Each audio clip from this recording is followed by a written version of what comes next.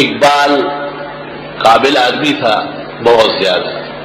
جب یہ مصر وغیرہ ملکوں سے ڈاکٹریٹ وغیرہ کر کے آیا، مرزائی بہت خطرناک ہے، اور چٹ پٹ پہنچ گئے اس کے پاس. اور انہوں نے کہا جدید تقاضوں کے مطابق، جدید دنیا کے ساتھ ہم رنگ بنا رہے، جو آج کل ہمارے مزلل صاحب کہتے ہیں، مزلل، کہ اسلام کو جدید تقاضوں کے مطابق بنانا ہے اور روشنی والا مذہب دکھانا ہے، یہ سب مرزائیت ہے نا، سب قادیانیوں کی باتیں ہیں. تو انہوں نے کہا جدید تقاضوں کے مطابق ہمارا مذہب ہے، اور ہم کوئی غیر نہیں ہے، بس اللہ تعالیٰ نے مرزا صاحب کو بصیرت دی تھی. تو اقبال دھوکہ کھا گیا، کشمیر کمیٹی کا صدر ہو گیا.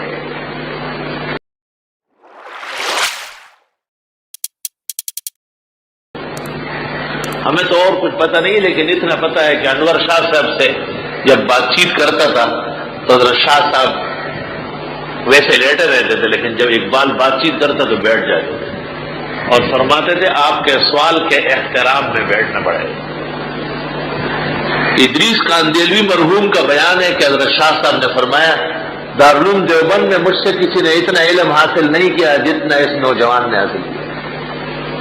غضب کا حافظہ تھا اقبال کا بہت بڑا. اور اس نے بھی کہا انور شاہ صاحب کو دیکھ کر کے میرا جو ذہن تھا کہ مولوی جاہل ہوتے ہیں وہ ٹوٹ گیا، ختم ہو گیا. اب مجھے پتہ چل گیا کہ سارا جہان جاہل ہے، صرف انور شاہ عالم ہے. اقبال سے کسی نے پوچھا زندگی کے کیا خوشیاں ہیں؟ انور شاہ صاحب جیسے عالم کو دیکھا ہے. تو انہوں نے کہا جدید تقاضوں کے مطابق ہمارا مذہب ہے، اور ہم کوئی غیر نہیں ہے، بس اللہ تعالیٰ نے مرزا صاحب کو بصیرت دی تھی. تو اقبال دھوکہ کھا گیا، کشمیر کمیٹی کا صدر ہو گیا. مولانا انور شاہ صاحب کو پتہ چل گیا. آپ نے کشمیر کے راجا کو خط لکھا کہ آپ مسلمان ہیں اور کشمیری مسلمان ہیں، آپ بروز محشر اللہ کو کیا جواب دیں گے کہ آپ کی نگرانی میں ایک قادیانی کمیٹی بنی ہے اور اس میں مرزائی مسلمانوں کو بہکار ہے. تو کشمیر کے راجا نے شاہ صاحب کا خط اقبال کو دیا کیونکہ یہ اس کمیٹی کا صدر تھا. اور بڑے بڑے لوگ ہندوستان کے مولانا شوکت علی وغیرہ سب مرزائیوں کے ساتھ ہو گئے. انور شاہ امام ہے جو درمیان میں آئے. ڈاکٹر اقبال نے امام الحسن مولانا انور شاہ کو خط لکھا، جواب لکھا دیوبند، اور ان کو کچھ شبہات ذکر کیے. تو حضرت شاہ صاحب نے ان کو اس طرح لکھا کہ آپ کا خط مجھے ملا، میں جواب دینے کے لیے لاہور آ رہا ہوں، اور آپ بھی کشمیر سے لاہور روانہ ہو جائیں، لیکن روانگی سے پہلے مرزا سے برعت کر کے اور ختم نبوت پر اپنا ایمان قائم رکھے کہ اگر درمیان میں موت واقع ہو گئی تو کافر نہ مرو. اصل میں اقبال کو اس خط نے دچ کر دے دیا. پھر شاہ صاحب کو تو تردد بھی نہیں.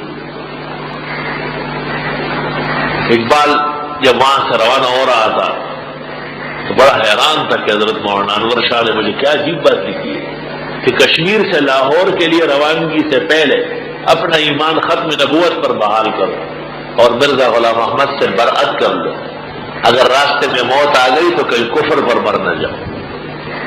وہ درویش کلندر کی بات تھی، وہ صحیح معنوں میں جھٹکا دے گئی. قادیانیت کو تو کھیڑ کے پھینک دیا تھا اس نے.